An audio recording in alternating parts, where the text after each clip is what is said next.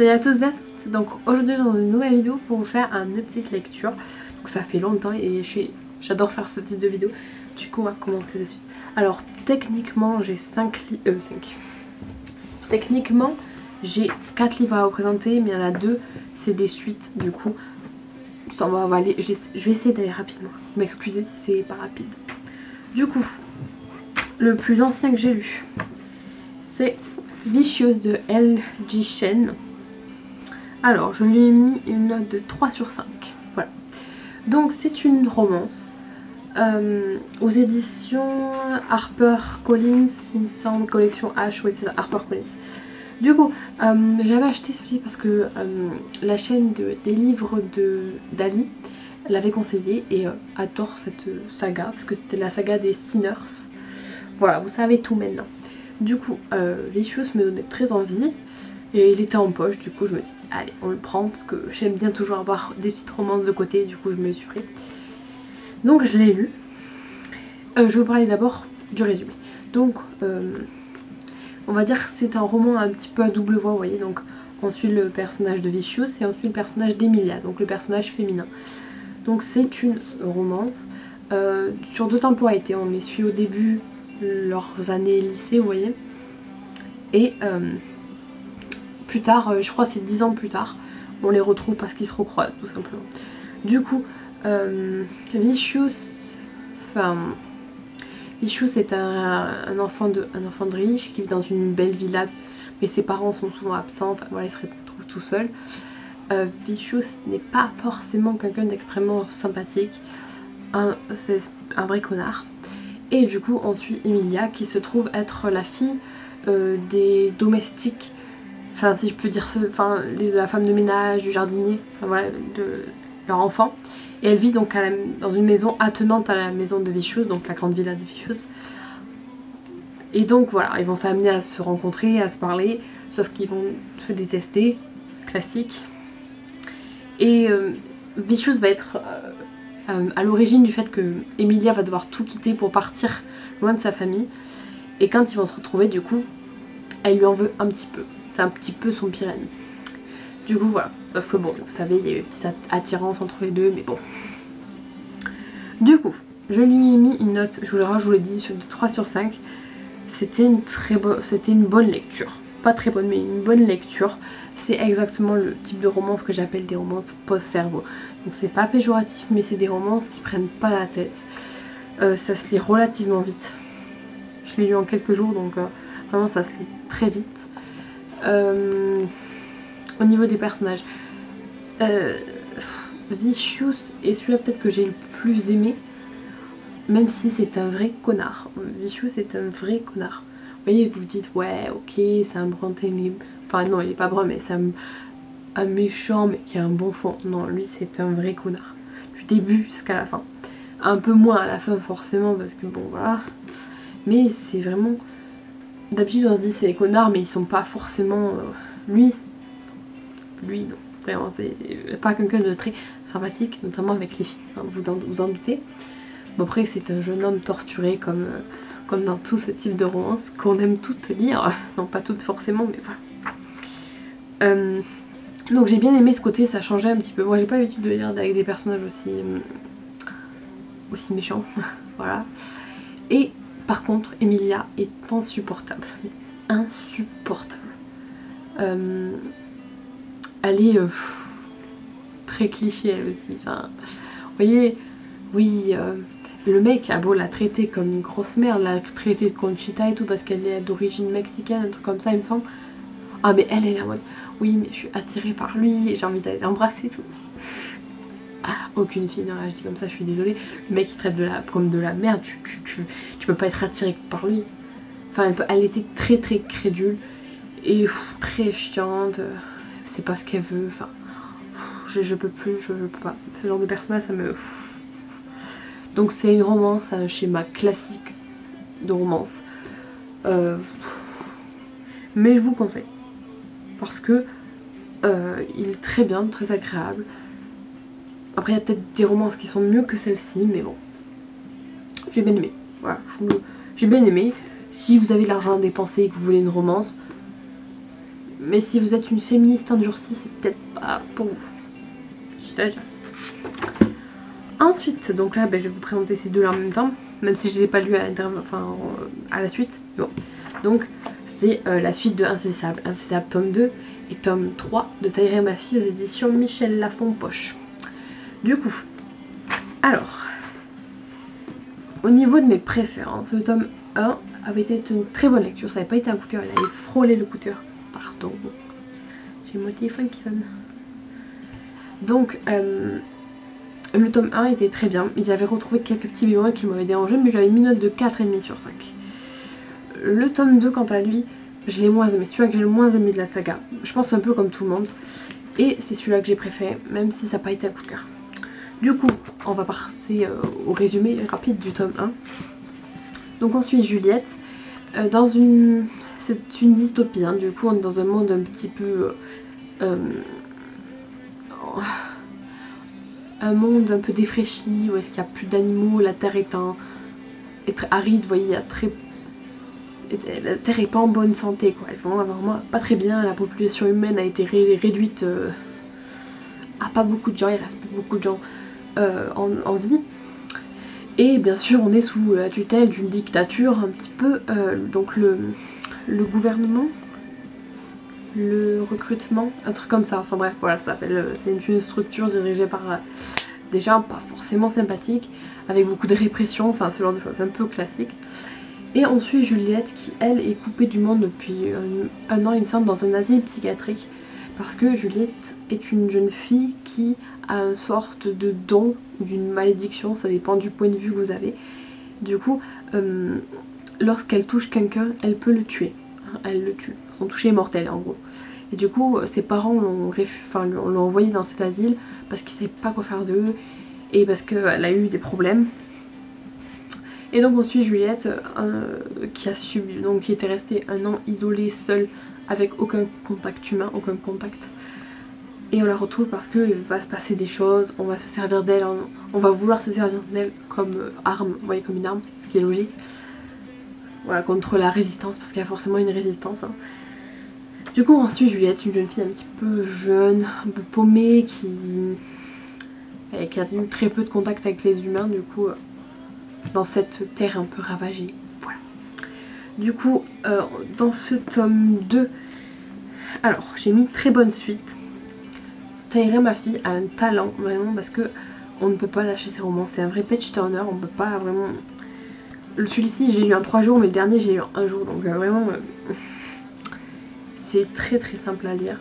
C'est écrit assez fluide, j'aime bien l'écriture, voilà, c'est écrit assez aéré. Il y a des nouveaux personnages et je trouve ça très intéressant parce que bon, dans le tome 1 on est plutôt restreint sur quelques personnages. Comme vous savez, moi je n'aime pas du tout le personnage de Adam, qui est le personnage central masculin dans le tome 1, un peu aussi dans le tome 2, moins dans le tome 3. Mais il avait un côté un peu trop lisse qui m'a dérangé, mais le petit bémol, c'est peut-être dû à mon âge et à mon expérience littéraire, si je peux dire ça comme ça, c'est que c'est très young adulte. Du coup, il y a des... Surtout dans la romance, en fait, la romance est très gnangnan et... J'entends d'ici mes amis me crier dessus, mais vraiment j'ai eu du mal avec cette romance dans le premier tome et surtout dans ce deuxième tome parce que Juliette est crédule, naïve, un peu égoïste parce qu'elle pense qu'à ses problèmes alors qu'il y a bien plus que ça.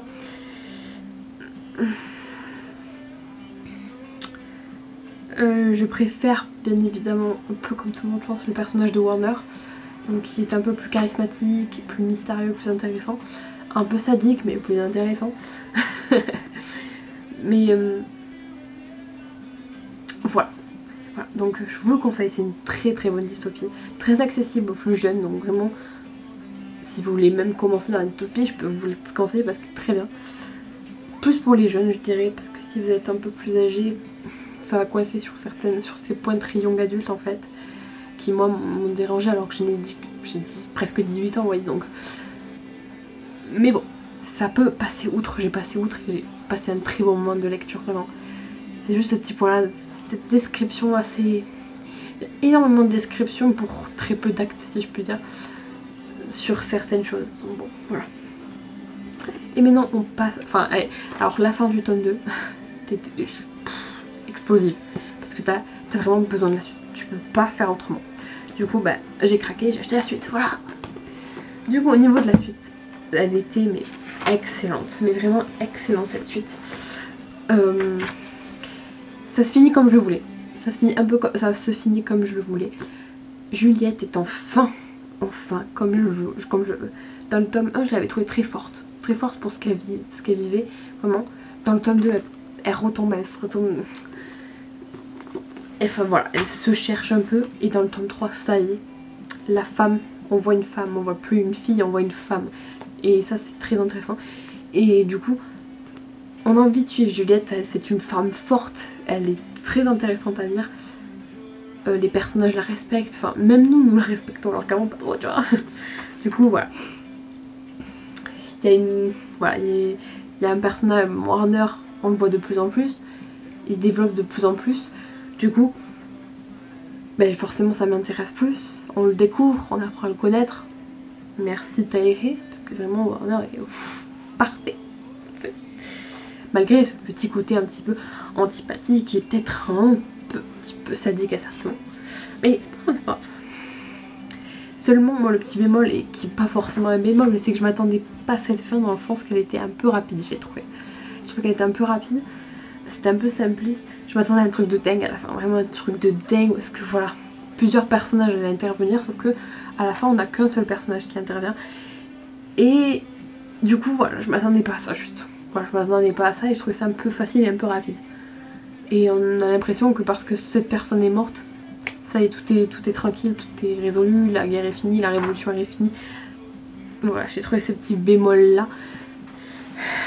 Ça faisait un peu simple, un peu facile la fin qu'elle a faite. Donc bon, c'est pas grave, c'est mon avis. Du coup voilà, sinon je vous conseille cette saga. J'ai terminé Insaisissable en 2019. Du coup voilà, ça c'est cool. Et pour terminer, un livre que je n'ai pas en possession, que j'ai lu, donc c'est Roméo et Juliette de Shakespeare. Ma cousine me l'avait prêté, donc il fallait vraiment que je le lise. Donc c'est une pièce de théâtre très connue, je pense pas avoir nécessairement besoin de vous raconter de quoi ça parle. Seulement qu'on va suivre une histoire d'amour entre Juliette et Roméo. Donc Juliette est une Capulet et Roméo est un Montaigu, deux familles ennemies qui se détestent, donc un amour impossible. Donc c'est une tragédie que tout le monde connaît. C'est un classique qui est extrêmement agréable à lire. Très agréable, qui se lit à une vitesse. Je l'ai lu en 3 jours. Et encore je l'aurais lu en 2 jours si j'avais pas eu ma cousine chez moi. Donc voilà vraiment c'était très agréable à lire. Et c'est une beauté de mots, de romantisme. J'ai adoré, voilà. C'est pas un coup de cœur, mais j'ai vraiment beaucoup aimé. J'ai mis une note de 4 sur 5. Moi j'adore. Tous ces langages fleuris, toutes ces belles tournures de phrases, cet élan d'amour.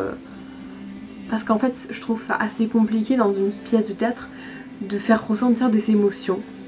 Parce que on n'a que la parole des gens, on n'a pas vraiment leurs sentiments, leurs pensées, ce genre de choses. Du coup, il faut vraiment faire beaucoup avec son imagination, et je trouve que Shakespeare est très doué parce que on ressent l'amour, on ressent la tristesse, on ressent plein de choses dans ce roman, et c'est vraiment très intéressant aussi. Alors, petite information pour ceux qui voudraient lire du Shakespeare, ou même qui voudraient lire des livres un peu comme lui, ou Roméo et Juliette tout simplement, c'est qu'il y a une sorte de temps d'adaptation à l'écriture de Shakespeare. Parce que nous sommes au 21e siècle, du coup nous ne parlons absolument plus comme à l'époque, hein, on va dire. Du coup, il faut s'adapter à ce langage. Au début, moi personnellement, au début je comprenais pas tout. Et puis le cerveau s'habitue, au bout d'un moment je pense. Du coup tu comprends mieux qu'est-ce que a voulu dire. En fait c'est comme si tu fais une traduction de cette phrase là version 21e siècle, vous voyez. Du coup c'est ça. Donc en fait il y a un petit temps d'adaptation, n'ayez pas peur. Et puis après ça va couler tout seul, vous allez tout comprendre. J'aime beaucoup la scène. Enfin j'aime beaucoup la scène de la tirade d'amour entre Juliette et Roméo. Voilà, forcément, c'était tellement beau, tellement pur. Moi j'adore. aussi la fin qui est très triste, je le trouvais. Et si j'avais quelque chose à redire, ce serait sur le personnage de Roméo. J'ai pas trop aimé ce personnage. Roméo est quelqu'un de très... Je trouve qu'il est très pleurnichard. On le... Voilà, à chaque fois qu'il y a un truc qui va pas, il pleure, vous voyez, il fait pas, il va pas en avant, il fait pas les choses. Il fait pas quelque chose pour remédier à ça. Contrairement à Juliette qui, elle, dès qu'elle a un souci, elle cherche des solutions pour reconquérir, enfin pour retrouver son amoureux, enfin ce genre de choses. Il y a tout ça. Et du coup, Juliette est bien plus intéressante, je la trouve bien plus forte que Roméo, qui lui est très pleurnichard. La fin est un peu causée à cause de Roméo, qui a une réaction extrêmement excessive. Du coup, ça fait toute cette fin que peut-être vous connaissez ou pas. Du coup, voilà, j'ai trouvé que Roméo était très ambivalent d'un coup, enfin très démonstratif, c'est-à-dire lui c'est tout ou c'est rien. Et à un moment on arrive à le raisonner, du coup bon voilà ça va, mais sinon voilà il est prêt à se tuer parce qu'il peut pas être avec Juliette, vous voyez, donc non. Pour une fois que c'est pas une femme qui est pleurnicharde et qui fait chier, moi je dis ça va. Donc bon, je trouvais ça c'était assez intéressant d'avoir cette analyse là. Et d'ailleurs moi j'avais compris avant que Roméo et Juliette c'était une sorte de romance impossible parce que c'était des classes sociales différentes, parce que je pensais que Roméo était pauvre et Juliette était riche, sauf qu'en fait non, ce sont deux nobles de même rang qui sont simplement avec des familles ennemies qui se détestent. Voilà. Et je trouve que Shakespeare tue les gens de façon très facile, hein. Le nombre de personnes qui meurent dans Roméo et Juliette voilà. Donc je vous fais de gros bisous, j'espère que cette vidéo vous aura plu. Je vous fais de... je vous dis à la prochaine. Peut-être pour un update, mon ancien update. Du coup, voilà. Salut!